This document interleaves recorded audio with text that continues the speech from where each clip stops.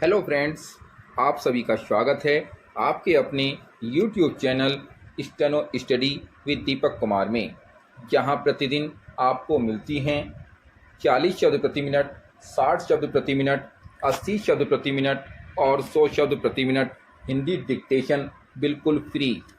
चलिए वक्त ना गवाते हुए डिक्टेशन शुरू करते हैं।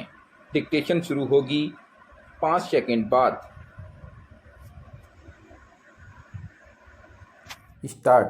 राष्ट्रीय जनतांत्रिक गठबंधन सरकार ने जिस तेजी के साथ आर्थिक सुधारों की और कदम बढ़ाने प्रारंभ कर दिए हैं, वह एक शुभ लक्षण है।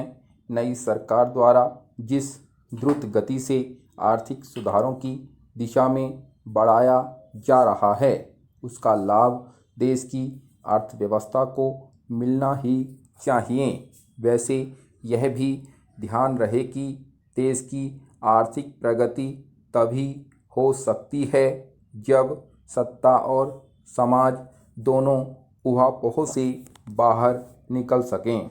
ऊहापोह से ग्रस्त कोई भी व्यक्ति अथवा संस्था कभी भी प्रगति की ओर नहीं बढ़ सकती। यह भी एक शुभ लक्षण है कि भाजपा के नेतृत्व वाली वर्तमान सरकार आर्थिक सुधारों के संदर्भ में उस संकोच और हिचक से मुक्त दिखती है जो संकोच और हिचक पिछली बार दिखाई दे रही थी। जहां तक देश के आर्थिक विकास में आड़े आने वाले अवरोधों की बात है, सबसे बड़ा अवरोध वे कानून हैं जो 19वीं शताब्दी के अंत अथवा 20वीं शताब्दी के प्रारंभ में बनाए गए थे। इनमें से तमाम कानून ऐसे हैं जिनमें स्वतंत्रता से लेकर अब तक कोई विशेष परिवर्तन नहीं किए गए हैं।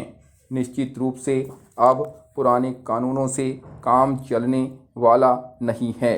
देश की अर्थव्यवस्था को सही तरीके से संचालित करने के लिए पुराने नियम कानूनों में परिवर्तन किया जाना आवश्यक हो चुका है। यदि पुराने पड़ चुके नियम कानूनों में परिवर्तन नहीं किया जाता तो फिर अर्थव्यवस्था की तस्वीर बदलने वाली नहीं है। चेंज। भारतीय अर्थव्यवस्था की आज जो दयनीय स्थिति है, उसका एक प्रमुख कारण उसे पुराने नियम कानूनों के सहारे चलाया जाना भी है। भारतीय अर्थव्यवस्था की दयनीय स्थिति का एक अन्य कारण यह मान्यता भी है कि सभी कुछ नौकरशाही द्वारा संचालित किया जाना चाहिए। यह मान्यता भारतीय अर्थव्यवस्था के लिए बहुत महंगी साबित हुई है। यह ठीक है कि भारतीय अर्थव्यवस्था को कोटा, परमिट और लाइसेंस राज से काफ़ी कुछ मुक्त कर दिया गया है, लेकिन इस दिशा में अभी भी बहुत कुछ करना शेष है। अभी तक इस संदर्भ में जो कुछ किया गया है वह तो आधा अधूरा ही है। भारतीय नौकरशाही अर्थव्यवस्था के संचालकों को जिस तरह संदेह की दृष्टि से देखती है, उसके कारण भी अनेक समस्याएं उत्पन्न हो गई हैं। चेंज। स्पष्ट है कि अब जब भारतीय अर्थव्यवस्था को 21वीं सदी के वातावरण से जोड़ने की चेष्टा की जा रही है, तब फिर यह आवश्यक हो जाता है कि पुराने पड़ चुके नियम कानूनों में व्यापक परिवर्तन किए जाएं। इस संदर्भ में सरकार को यह बात विशेष तौर पर ध्यान में रखनी होगी कि उसका कार्य उद्योग धंधा चलाना नहीं, बल्कि यह देखना है कि उद्योग धंधे किस तरह सही ढंग से चलते रहें। उद्योग चलाने अथवा उद्योगों में निरंतर हस्तक्षेप करके स्वयं को शक्तिशाली सिद्ध करने के इरादे से काम करने वाली कोई भी सरकार देश को आर्थिक समृद्धि की और नहीं ले जा सकती। भारतीय अर्थव्यवस्था की एक अन्य बड़ी कमजोरी यह है कि उसमें पारदर्शिता का घोर अभाव है।